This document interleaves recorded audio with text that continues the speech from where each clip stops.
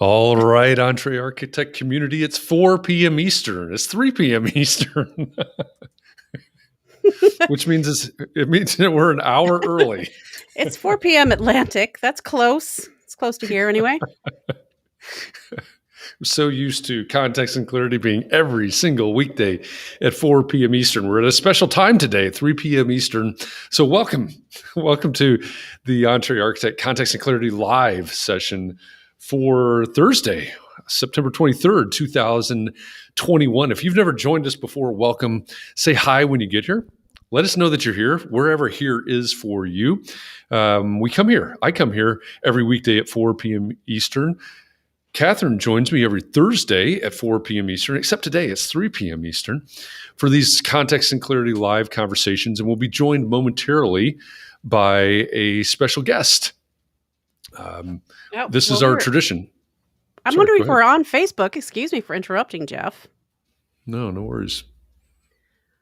Maybe somebody, I see foggy San Francisco on the verge of sourdough and clam chowder season. That must be Scott. But he's over on Twitch, which is interesting. I don't know. Doesn't seem like a great day for clam chowder today. It might be the Midwest, although I don't know that we have clams. So you have canned clams. That's close. Oh, that anyway, well, gross. I guess we'll just continue on. We will. We will continue on. Hopefully Facebook will catch up to us and we'll find our friends. But we come here every weekday to cover the things that matter most to the success of small firm architects. We look for clarity around one topic every day.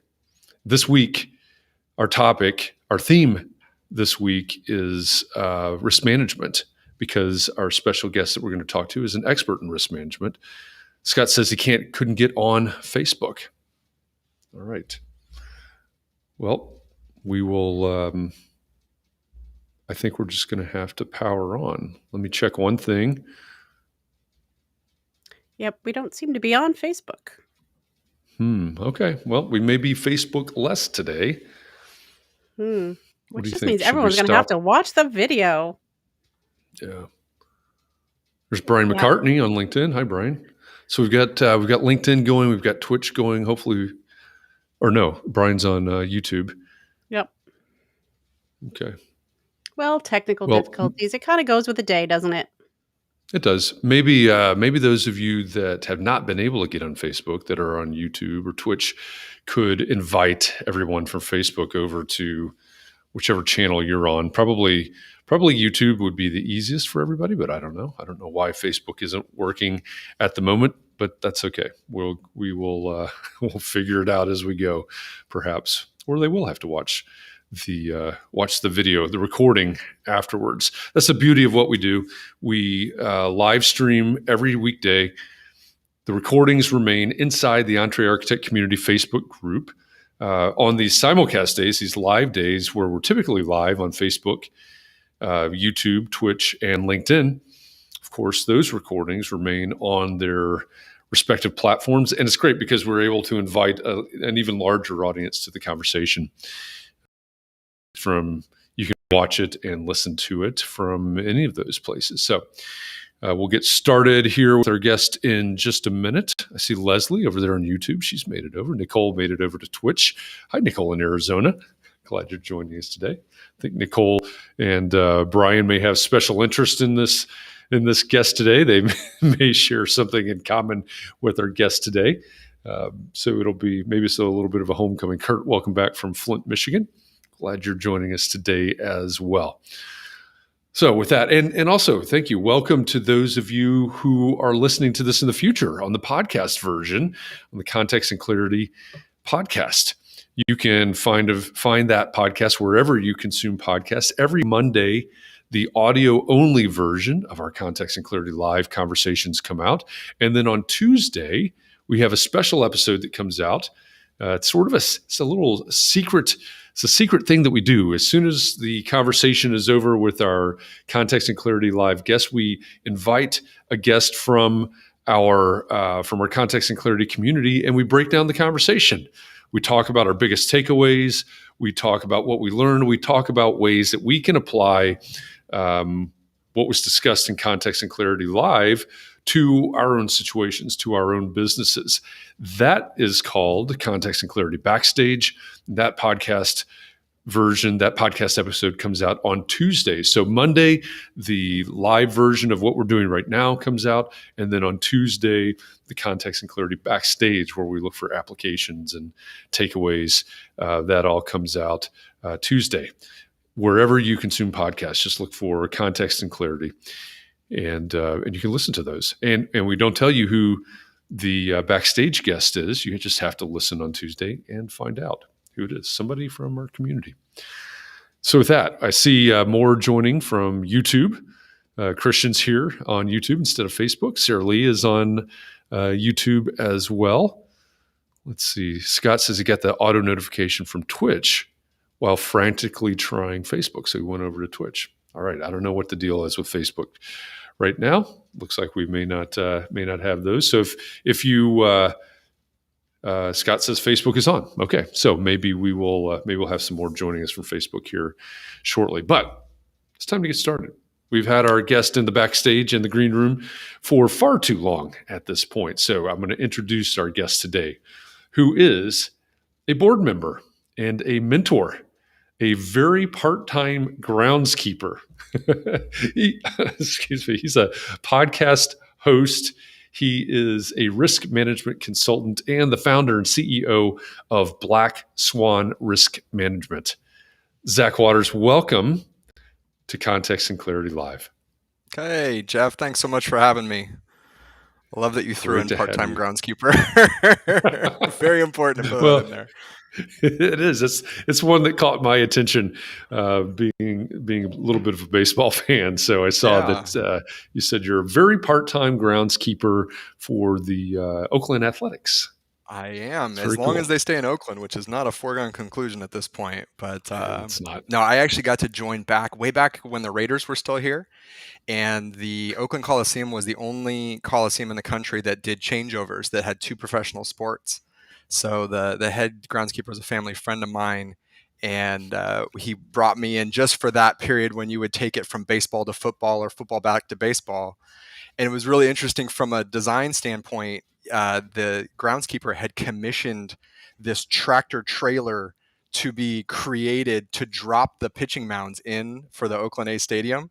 Oh, wow. It's actually another former board member on the architectural foundation, a structural engineer. And it was a pretty cool deal. I have some video of it, and I've done some talks, some interviews about that stadium, and there's a whole lot going on there about where they want to move and all that fun stuff. But yeah, it's a pretty cool deal. That's cool. That's very cool. Yeah. Well, we're happy you're here. We're glad that you're here. When we started several months ago, we got into a conversation on Context and Clarity. I don't remember exactly the topic, but one of the things that had come up was insurance, risk management, things like that. And I asked the community, who do you know? Who would you want to have come and speak about risk management? And your name came up because you're in the Architects and Allies Mastermind group with a few people that are here in the audience right now. So it's very cool. We're glad that you were able to join us today.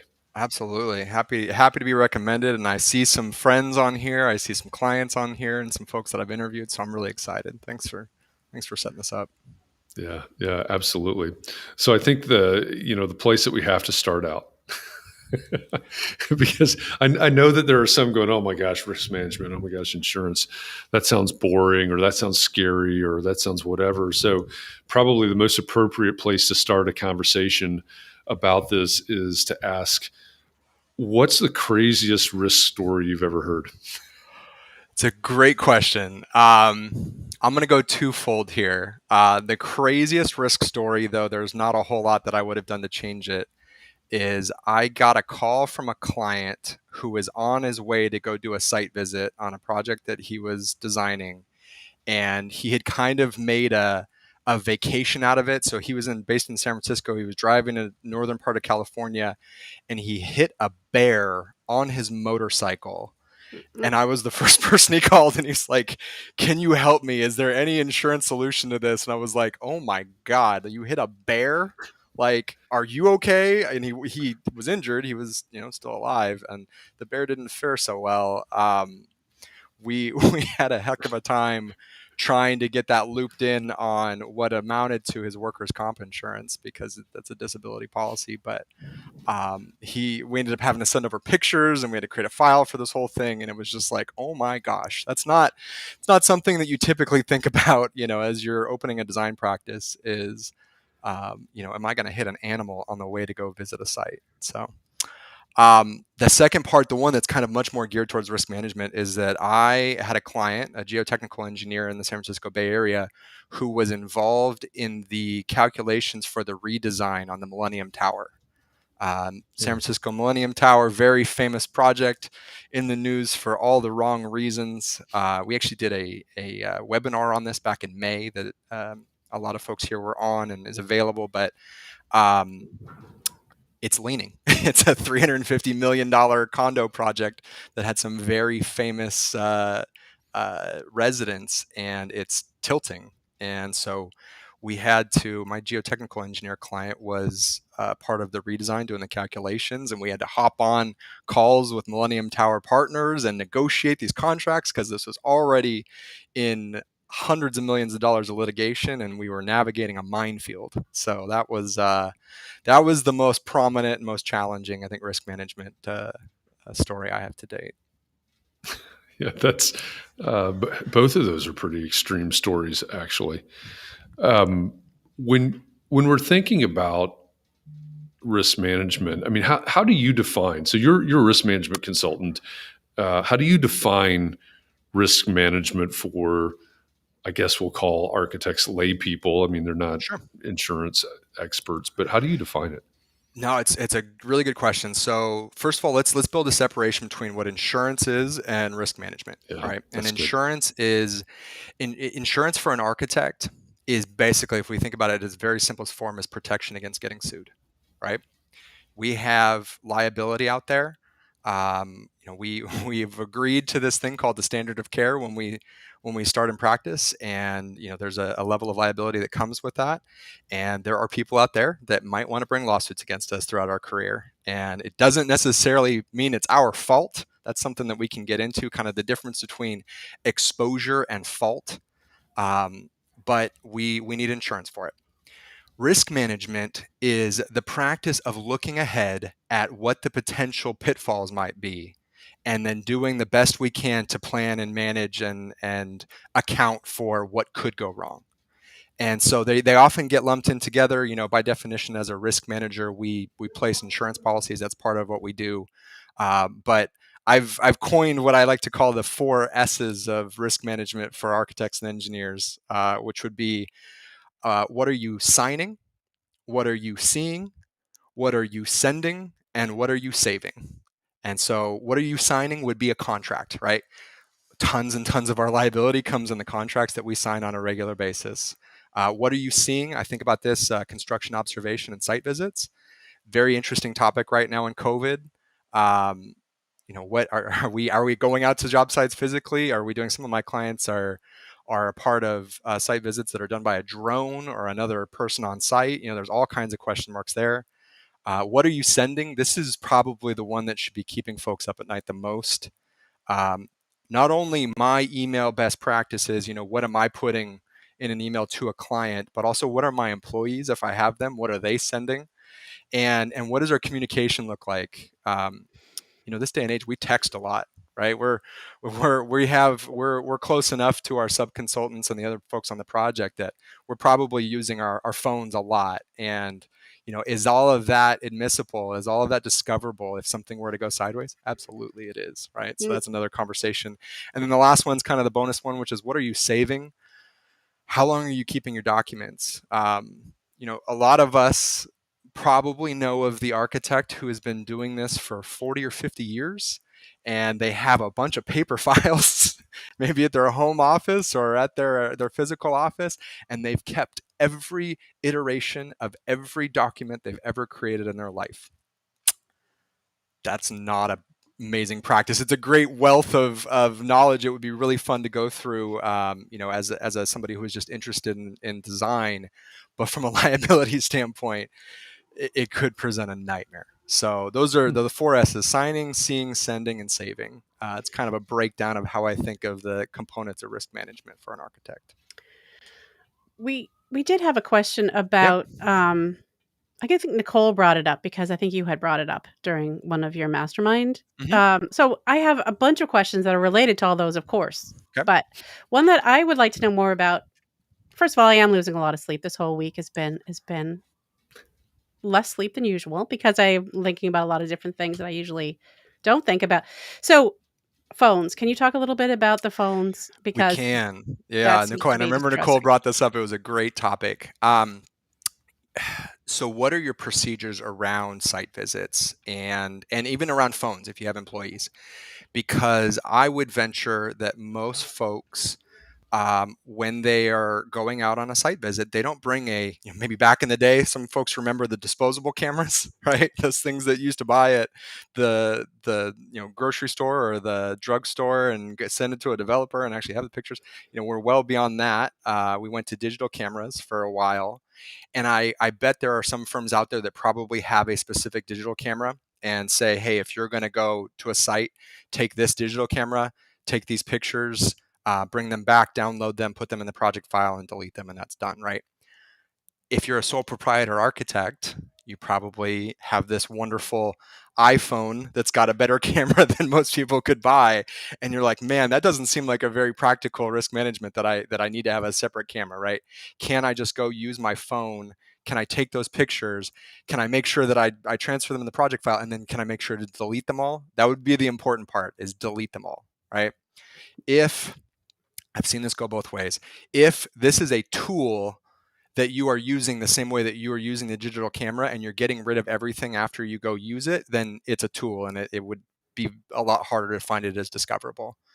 If you are texting folks at site, if you are using this, if you are taking pictures of construction and then catch a picture of the beautiful sunrise next to you and are intermingling those pictures, a lot easier for an attorney to make a case that that phone is absolutely admissible, is discoverable in a potential lawsuit.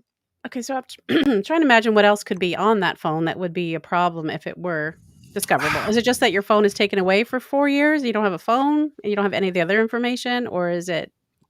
It's not that your phone is taken away. I mean, they'll download your phone, right? And if there is some type of litigation or potential litigation, right? Things are discoverable. Your project files, your emails, all of these things are discoverable. They will download your phone. It's more of just, do we make offhand comments in our text messages, right? Have you ever had a client that was maybe a little difficult to deal with, and something that you would never put in an email, you might put in a text message to a coworker that said, oh my gosh, Katharine, Jeff is such a difficult person to deal with, right? No, I would never do that. You would never do that, right? I'm pretty sure that happens every day. Right. We see this happen in larger firms. It's more on like a Slack or a medium that we're using to communicate in our office. With a lot of coworkers tend to be friends and they text each other funny things that are sometimes work related, right?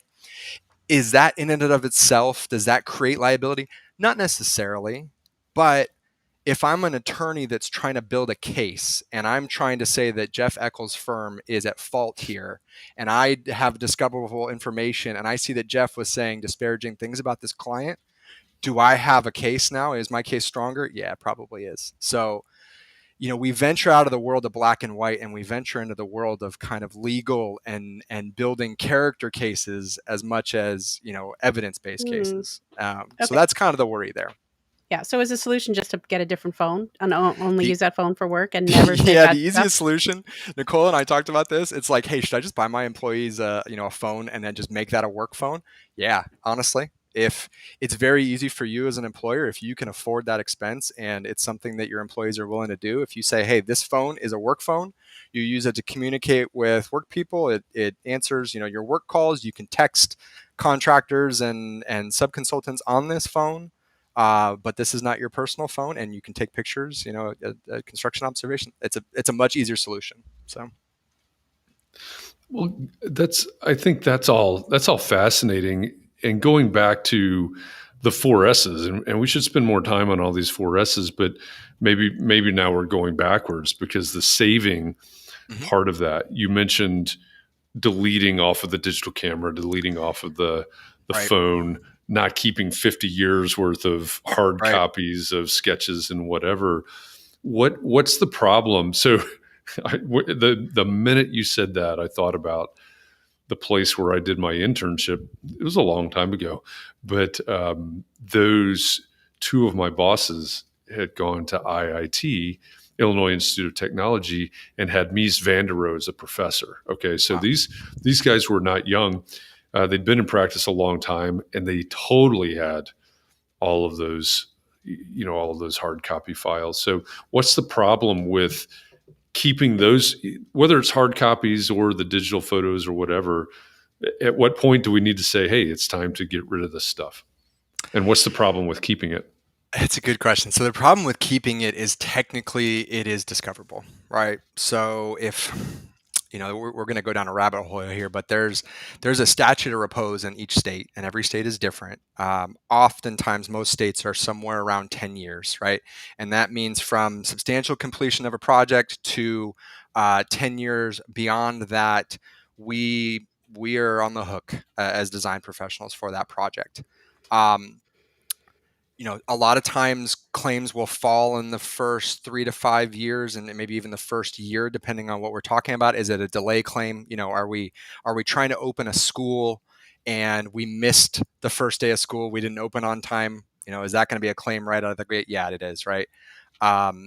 If we're talking about a condo project, are we likely to see an attorney come in year 8 and year 9, talk to the HOA and say, hey, did you notice that your windows are leaking and this, that, and we have a giant claim in year 9 and year 10 before the statute runs out? Absolutely.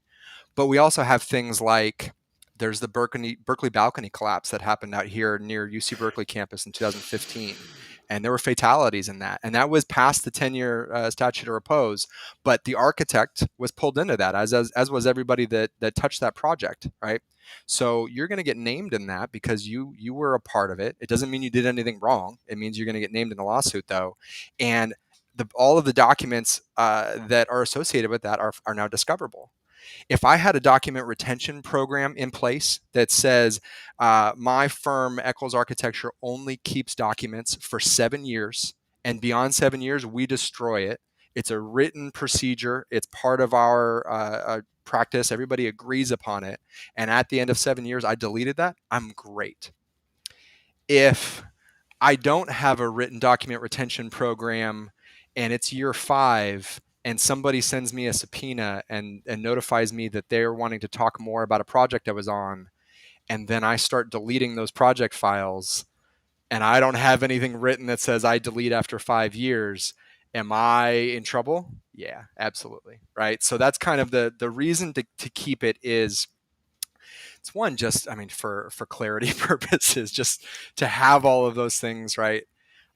It's kind of cool to have, but it can definitely, it can cause you more problems than solutions. But it's also just to follow very clear business guidelines, so that if an attorney does come knocking, it's like, no, I followed my procedure here. Where I've seen this happen, back to kind of pictures, a lot of folks take pictures the way that I take pictures of my 5-month-old daughter, right? I've got my iPhone, we've got a baby, she's doing cute stuff, and I just snap, picture, and I end up with 40 or 50 pictures, and then I go in and I pick the 3 that I like the most, right? Well, what happens if I'm on a job site and I'm trying to snap a picture of non-conforming construction, but I catch a picture of the contractor who is not tied off, who is hanging off of this ladder, and I have that picture? What's my responsibility as a design professional? Do I want to be, as an architect, do I want to be responsible for site safety? Absolutely not, right? That should be general contractor. That is not us. Do I owe a duty to tell somebody if I see somebody hanging from a ladder somewhere that's unsafe?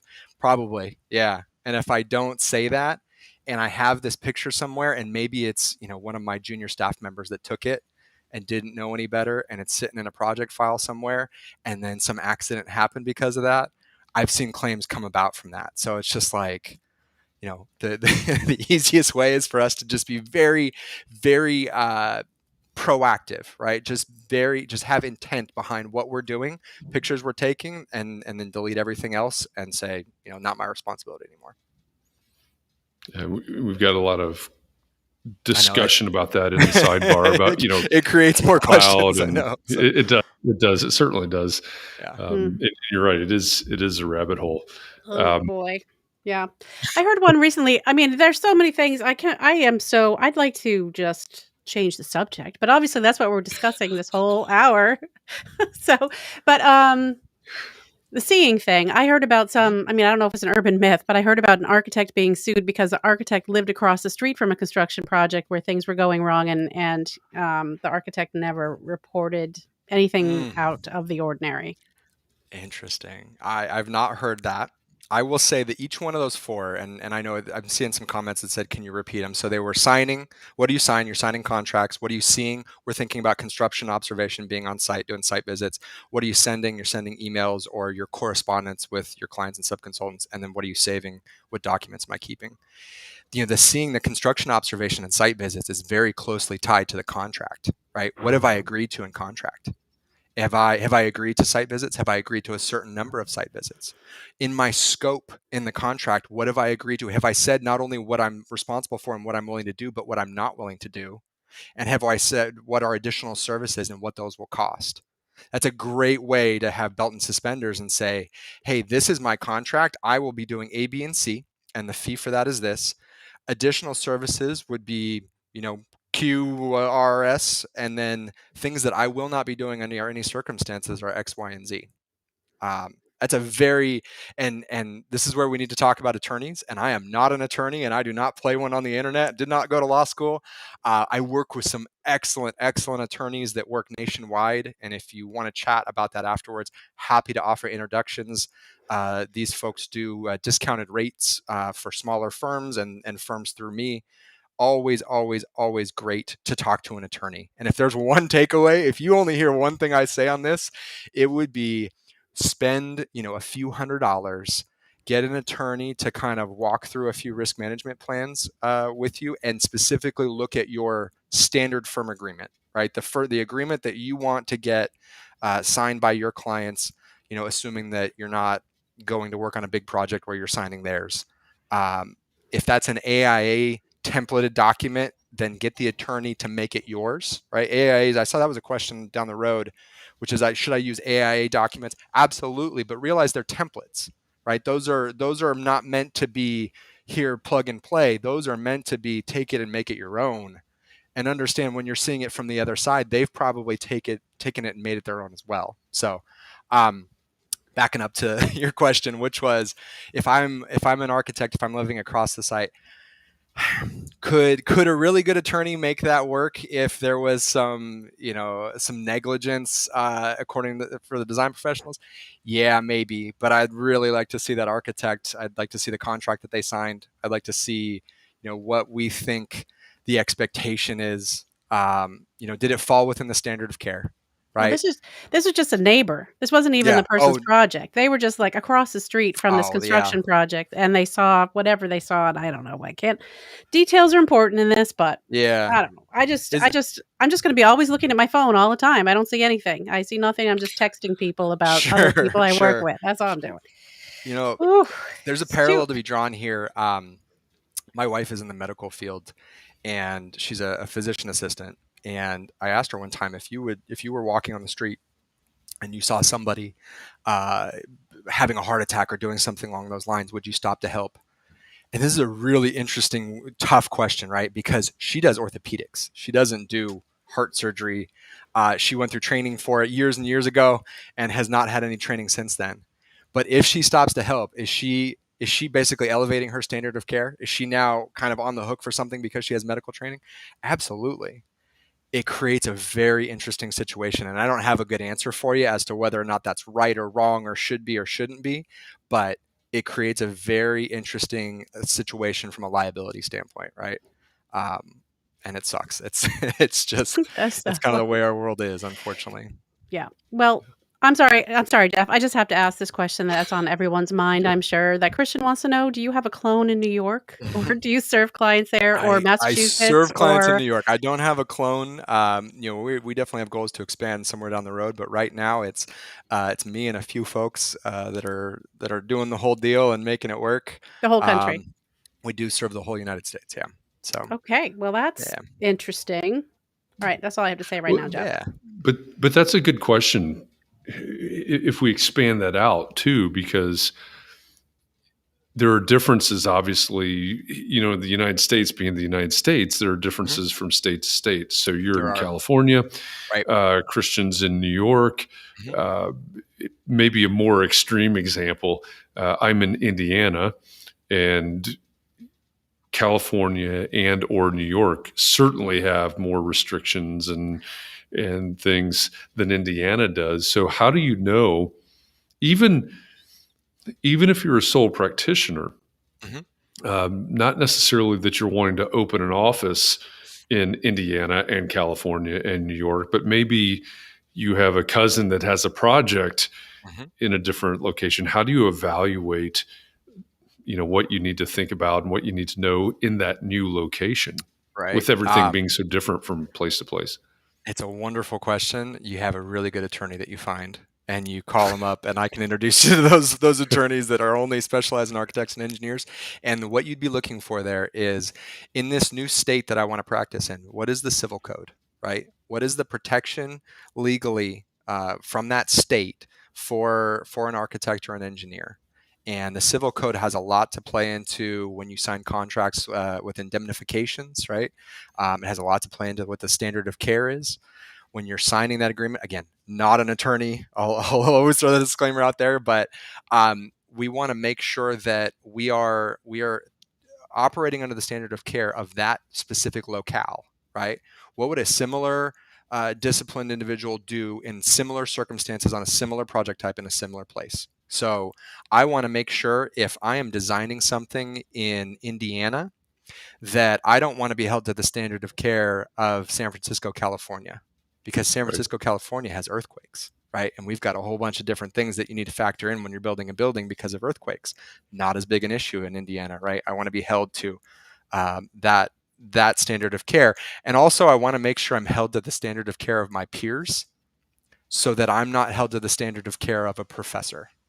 Because sometimes in the world of academia, we can have an expert witness who's a professor who maybe hasn't practiced in a really long time and might say that this is, this meets the standard of care, or this person should have done this or whatnot.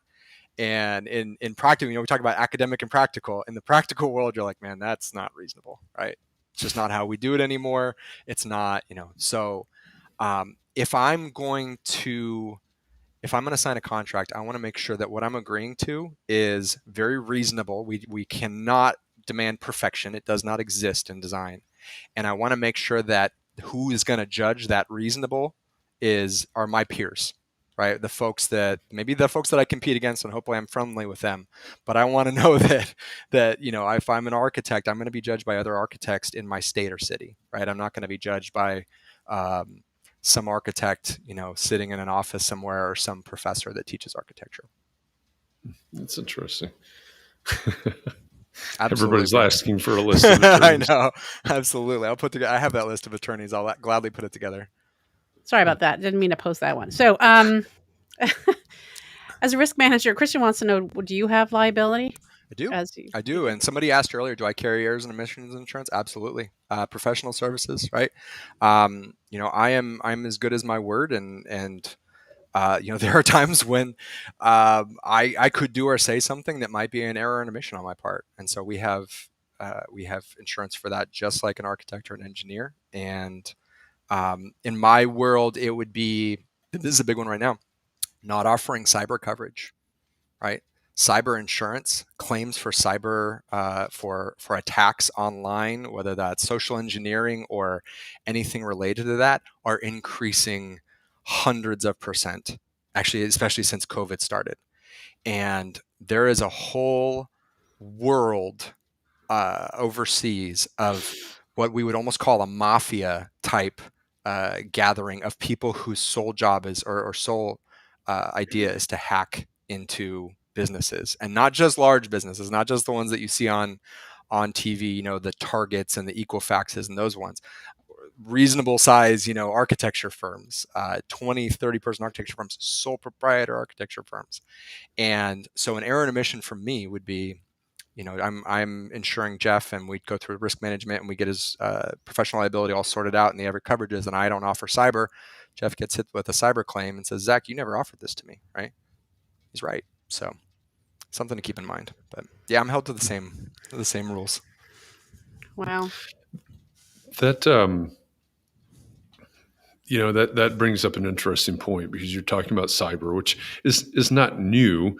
It, like you said, much more prevalent today than it was, 18 months ago. 40 years ago. Yeah, right. Certainly more than before the internet. Right. And there are other things. Yesterday, our topic was risk management in light of all the things that have changed with COVID. So what are the biggest blind spots right now that architects have? Maybe that's new things. Maybe it's the way things have changed. But what do you see as the biggest blind spot that most design professionals have? That's a really good question. And I'm going to relate it to a question I see here in the chat, which is, how do you feel about limiting your liability to your fee or contract? Mm-hmm. So 2 statements that are incredibly important are that fault is not the same as exposure, right? Think about this from like if any of you have any kids out there that are of driving age that are not 18 yet. So I've got I don't have a 16-year-old. If I had a 16 or 17-year-old. I do. I have one. There you go. And if my 16-year-old... Give me something else to worry about. This is great. I know. This is a fun conversation, right? I'm loving it. If your 16-year-old gets into a car accident, who's somebody going to sue? Are they going to sue? They're not going to sue your 16-year-old, right? Right. He or she does not have assets yet. They are not somebody that's going to be able to pay that claim, and you are vicariously liable because you are the parent, right? Mm-hmm. You have this, whether you mean to or not. You have accepted this responsibility by having a child. It's too late now. Actually. Yeah, too late exactly. now to back out of that one. Architects are often the prime on the project and are vicariously liable for subconsultants hired. Meaning we need to make sure those folks have insurance. We need to make sure those folks are following risk management procedures. And if I hire a structural engineer who, this is the worst case scenario, I've seen this happen, who is moonlighting. This is their only project. I'm not listening. And this is, I pay them a $5,000 fee, and they do the calculations for me, and they come back and there's a problem with the calculations. Guess where that's going to get, tendered? Are we going to go check the structural engineer first? Absolutely. When we find out that person is moonlighting and doesn't have an insurance policy, and you were the architect that hired him, it's coming your way. So fault is not the same thing as exposure. And another example is, let's say, the Millennium Tower or a condo project, right? We know that our exposure as a design professional increases exponentially if we take on a condominium project, because we know that those are likely to go to litigation. It's not a comment on you and whether or not you did the job correctly, right? It's not your errors or omissions there. Your exposure is how likely are you to get sued from that? And the answer is, on the spectrum, if we went from 0 to 100, it's much more towards that 100 than it is a 0. So that would be the first main point. And the second one, real quick, is liability is not equal to fees. And I see this a lot with small architects. They say, oh, well, that project was only $50,000, so I'm only liable for $50,000. It's like, that's not how it works at all, right? Liability is separate of fees. There's a degree to which the fee plays in. I had a structural engineer in the Port of Oakland to a $2,500 fee to shore up a crane in the Port of Oakland that's responsible for moving all those containers around. Mm-hmm. The structural engineer didn't do anything wrong. The contractor overloaded the crane. The crane came into the water with the load on it. $2 million claim. The structural engineer got hit with, I think, $1 million of that. Not because they did anything wrong, but because their exposure on that fee, or their fee on that project, was not related to their liability. So really, like, I know this is not fun talk, but it's important, right? As you start to evaluate these things as a business owner, you really don't want to think to myself, oh, well, I'm only signing on to do that, so therefore, I've heard this phrase before, I did that project, but I don't have any liability there. Yeah, you do. You might not have a lot. The only way to say I don't have any liability there, though, is to not take the project, right? It's just the truth of it. So, Okay. Yes. yeah. Okay. So great I don't know. follow-up question. That was an anonymous question that just came to me. Is being an architect worth the risk? Because, we do get paid a lot of money and a lot of appreciation, and yeah. You all became architects to get rich, right? And we are very, very rich. So I guess that's what makes it worth all this risk that we expose ourselves to. Yeah, it's it's tough. We do some guest lecturing at UC Berkeley and at Cal Poly, my mentor and I. So we get these students who are seniors. They're almost done with their bachelor's degree. They're so excited. They're young and just have starry eyes, and we get to come in and talk to them about all of the scary things that come along with being an architect and opening up your own practice. So, is it worth the risk? If you were born to be an architect and that's all you can possibly think about, absolutely. No, I could do other stuff for sure. Okay. Well, but there's some follow-ups. Yeah. About Evgenia is asking, can you limit your liability to the project fee by stipulating that in the contract up front? And Pam's asking about being covered on the on the developers under their umbrella, and it makes me wonder. We talked a few weeks ago now, about architects as developer. Okay. And one of the things that we discovered was that developers take on lots of risk. Especially architect as developer, you've got the risk of the architect, the builder, the developer, all of it. Right. But the developer basically organizes everything around mitigating risk. And so they've got a separate business entity for this and for that and that, basically separating everything and trying to mitigate that risk. Can an architect do the same thing? Are there ways to mitigate that risk, or is it just not possible? So I will say this is probably an attorney question. I would always go talk to an attorney as you set up an entity. I have this question on my desk right now from a structural engineer that provides architectural services and drafting. And his question was, can I split out the entities, right? Structural engineering, more of a high exposure discipline. When something goes wrong with the structural engineer, can we have this entity that is structural engineering entity and then have this separate entity that provides drafting or architectural services? He's working that out with the attorney right now. So I will say it is possible, but you as a design professional are going to be held to the standard of care, and that's going to follow you wherever it is. It's not just your business entity that's on the line. It's if you're stamping and sealing something, that's your personal liability, right? That is me, Zach Waters, that is stamping and sealing that. And so we'll setting up separate entities the way that developers do and creating this LLC over here that may or may not exist 3 years from now. It's not, typically no. I would say typically that's not the route to go. I will tell you, so I know we've been talking about a lot of scary stuff. One of my biggest clients is a top 100 architect in the country. They're on the ENR top 500 list, like a $65 million revenue firm. And they have not been sued in the last 10 years. So there are ways to mitigate this, right? It is a lot of work. And now that's a much different exposure than a sole proprietor. They have teams of people who are there specifically to, vet contracts and vet subconsultants and do that type of stuff. But can this be done, in a way safely and mitigate a lot of the risk? Yeah, absolutely, it can be done. So hopefully that is a little bit of hope as we talk about negative things. But this is a good does a corporation really protect our personal assets? That's going to be an attorney question. I'd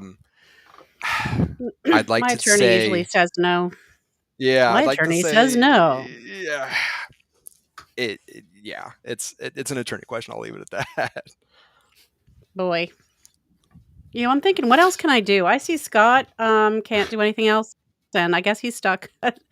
Like, I'm gonna look at the job app want ads this afternoon. All right, what about employees? This is one of the questions that people did have about in certain states. It's different, it's different in every state. But if you are an employee and then you become licensed, is there additional exposure for that the employee? employer?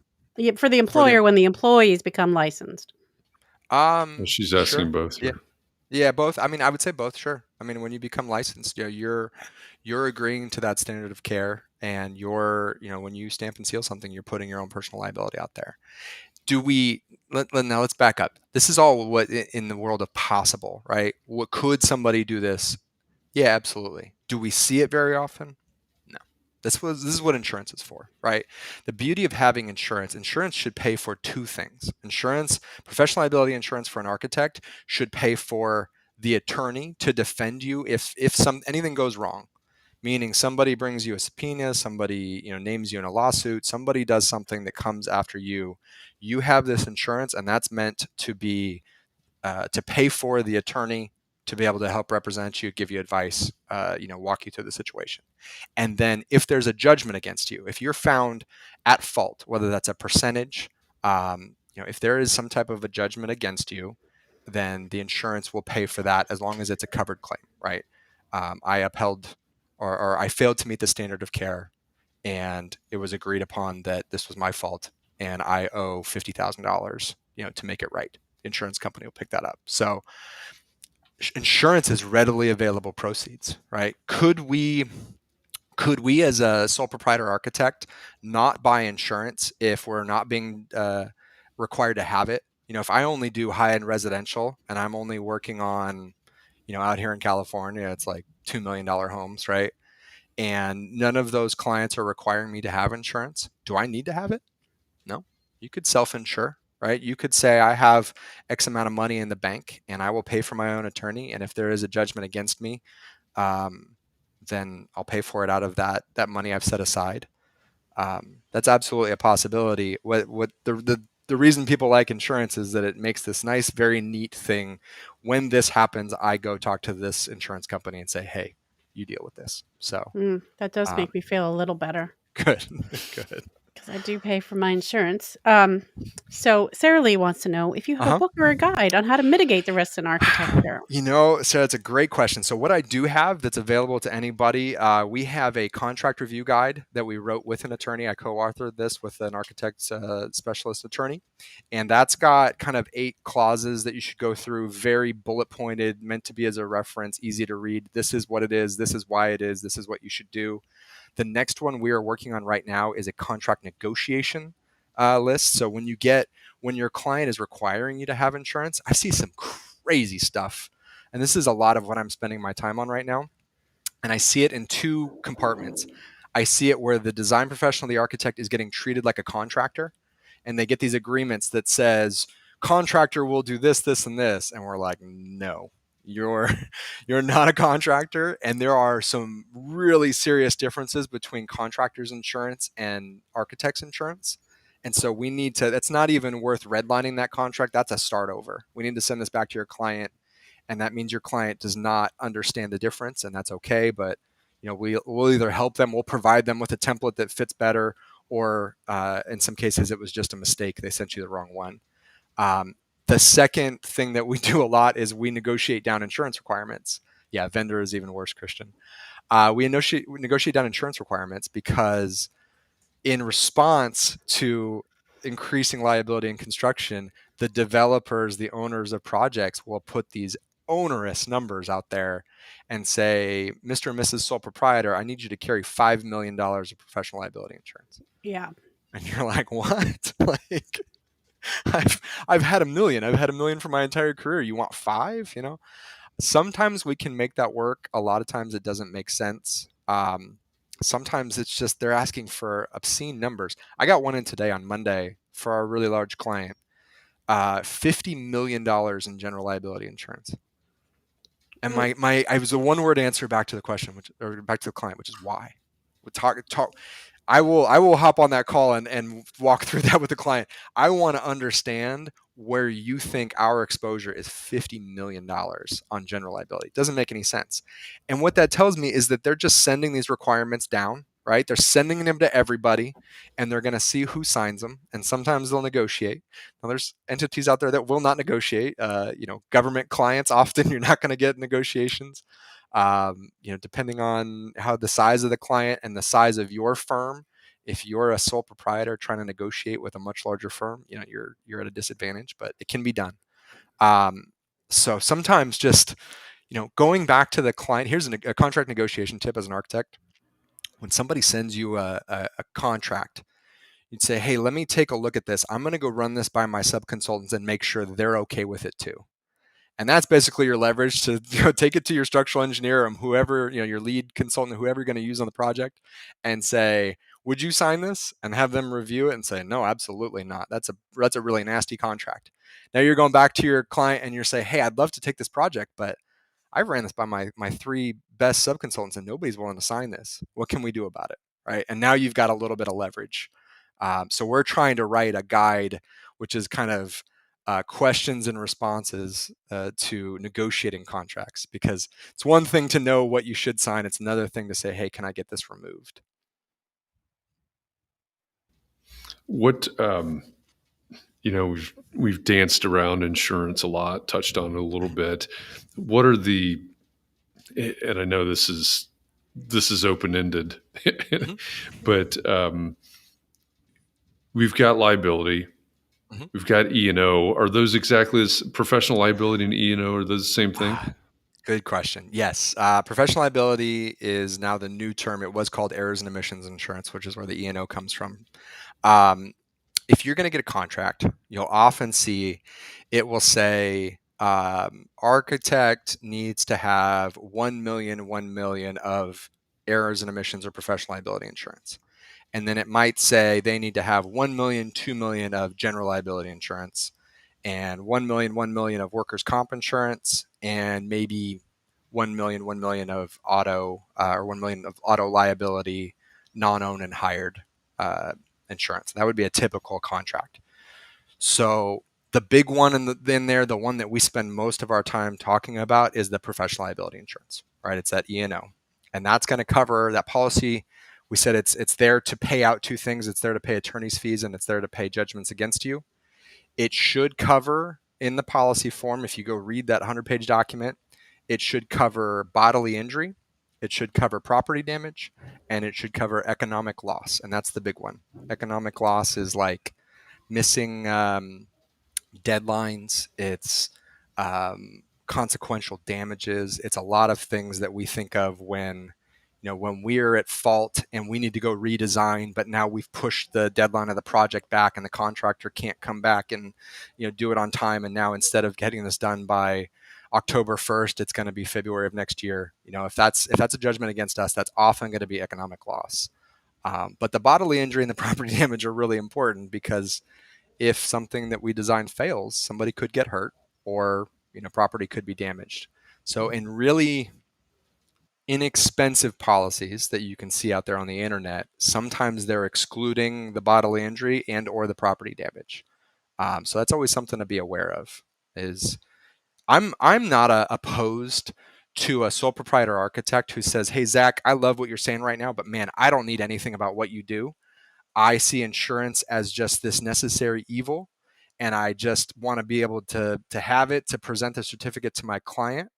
What is the best way for me able to do that? And the answer is totally get it. That's your judgment call. The internet is a great place for you to go find, relatively inexpensive insurance if you understand what you're buying, right? If you've got some money in the bank, you're willing, or you're like, hey, look, I don't believe that the risk is that big. There are places on the internet you can go find this stuff, relatively cheap, right? There's also places on the internet you can find it at a decent price, with a good policy form. A lot of what we do, a lot of this risk management, kind of like we talked about in the beginning, is talking through all of these scenarios of what might go, what could possibly go wrong. So back to the E&O. Professional liability, biggest exposure for a design professional by far. And when we talk about this, if somebody sends you a really big general liability requirement, like that one I talked about that was $50K, it tells me they don't understand the exposure of an architect, right? It tells me they're thinking about it like a contractor, because an architect is providing professional services and a contractor is providing completed operations, right? An architect is providing ideas, their designs, even though they are, tangible documents, right? They're not this hard surface actual built thing, and they cannot be done to perfection. A contractor and their completed operations, their general liability policy can absolutely be held to warranties and guarantees, can absolutely warrant that something is perfect and will not fail. And if they fail, their general liability policy picks that up. So there's this very clear line of divide between a professional liability policy for a design professional and a general liability policy for a contractor. And unless you're doing design build and you're doing both of those, you're taking on both those risks, we want to make sure that we're not being held to somebody else's standard. So what is the standard for general liability for an architect then? It's a great question. And I get this a lot from smaller firms. It's tough. So the client is going to ask you for general liability. And what we will often put in place is what's called a business owner policy. Now, business owner policy is a lot like a homeowner's policy, where it's this combination of liability and property. So if you own a home and you have a homeowner's policy, you've likely got this insurance, and you get dual coverage. You get coverage for all the things inside, all of my furniture, right? All of my belongings. If my house were to burn down, God forbid, this would be covered. You also get liability coverage. So if somebody is on my property and they fall down and hurt themselves, and it was because I didn't replace the step and they tripped, I'm liable for that, right? So I get this dual coverage. A business owner policy is the same setup for a business owner. It's not a huge exposure for a sole proprietor architect who doesn't have a physical office location. So if you're working out of your home, like many of us do in COVID, and you're not having people come to your premises, your actual office to meet with you, it's not going to cost you a whole lot, because there's just not a whole lot there. The business owner portion, it'll throw in some extras. It'll throw in business personal property, which is your computers, your desks, anything. If I flip the building upside down and shook it, anything that would fall out is going to be business personal property. You're also going to get some business income if big caveat to this, we learned 18 months ago, there is exclusion for viruses on these policies. So if my business shut down because of COVID, I don't get lost business income. I don't get to say, well, my employees weren't working for this long and, give me that money. If I had a physical office and it burned down, and now I can't get my 10 employees to come in and work, and we lost business income because of that, it should pay for that, right? It should be considered a covered claim there. So general liability is meant to dovetail with professional liability. On the spectrum of importance, though, I would go 95% professional liability and 5% general. As a practical risk manager, do I have sole proprietor clients that do not carry general liability because they don't deem it necessary?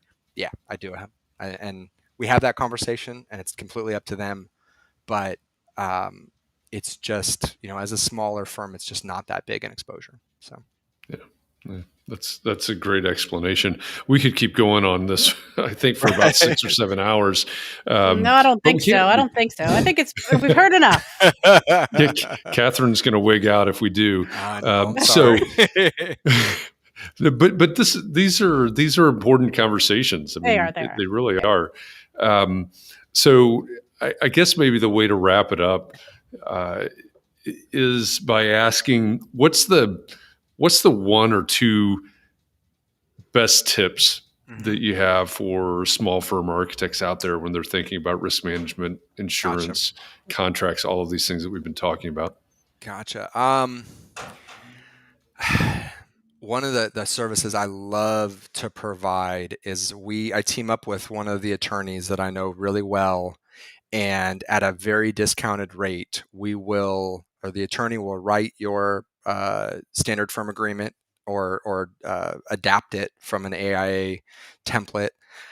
We will build out a document retention program, which is also a template that we make your own based on what state you're in and what type of feedback you want to put into that, and then developing.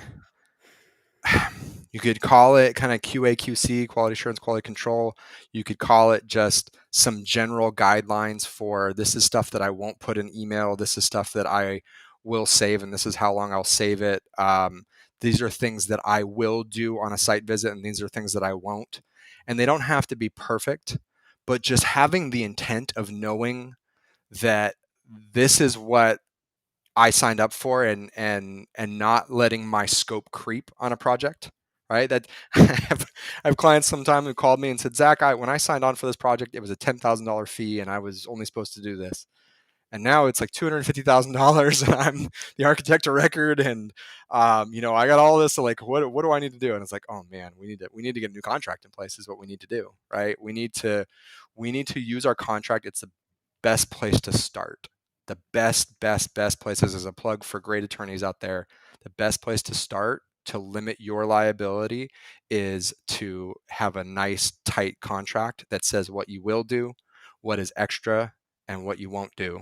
And then, some main clauses, and we've got that in the contract review guide, but making sure your standard of care looks okay, no warranties and guarantees and things like that. So if you were just looking for one piece of advice, it would be contracts. It would be go spend a few $100s. It doesn't have to be a few thousand. I know I'm a small business as well, and I know that expenses are a real thing, right? Taxes are a real thing. Making payroll is a very real thing. And so, looking at the cost of an attorney and thinking, gosh, this person charges $450 an hour. It's like, man, that's a lot of money. It doesn't have to be that. We've got some great contacts that I can introduce you to that are not that are excellent. So. Yeah, that's great advice.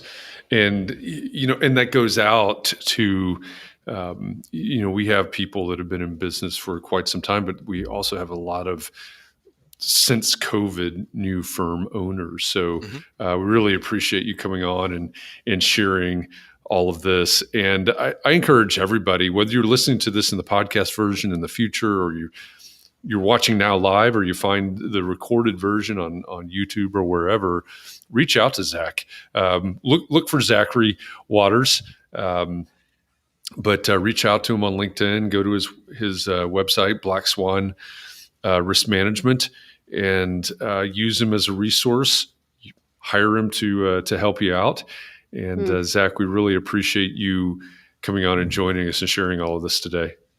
Thanks so much, Jeff, Katharine. I really appreciate it. And I do, honestly, we want to be a resource. I love this Entree architect community. And if we don't work together, but you've got questions, just send them over. Be happy to answer questions, happy to create resources as well. That's one of the things that I love about my Friday call, and Nicole's in here. I think I saw Daniel on here, or in my group. They're helping me to develop content that is useful to sole proprietor and small architecture firms. So always looking to do that. So thanks so much, guys.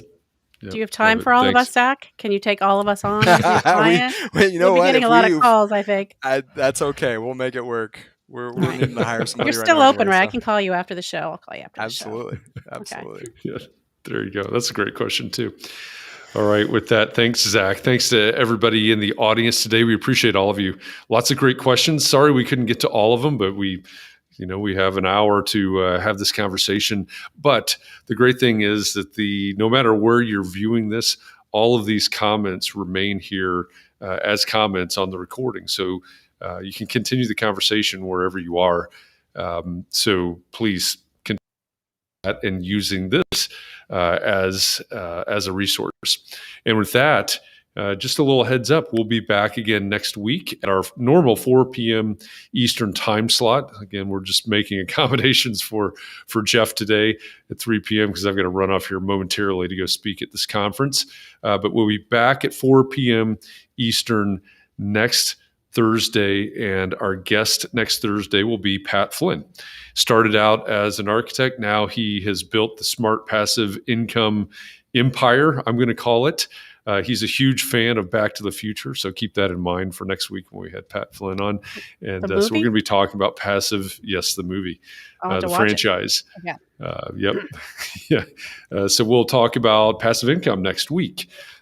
We will continue this discussion of risk management tomorrow in our final day of the week on Friday. And we'll talk about risk management as it relates to consultants and contractors that you work with. So join us again, 4 p.m. Eastern, inside the Entre Architect Community Facebook group tomorrow, or at 9 a.m. Eastern on the Clubhouse app. We have our 30-minute coffee talk every morning, 9 a.m. Eastern.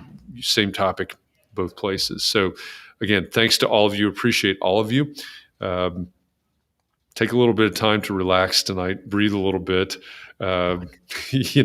This is a lot to take in, a lot to learn from, but the whole purpose of this conversation it really is to make you safer. So be well, stay well, keep yourself safe and well. Encourage those around you to do their part in keeping themselves safe and well. And I hope that I will see all of you somewhere sometime soon. So have a great evening or day, depending on where in the world you are. And I'll see you soon, everybody. Thank you.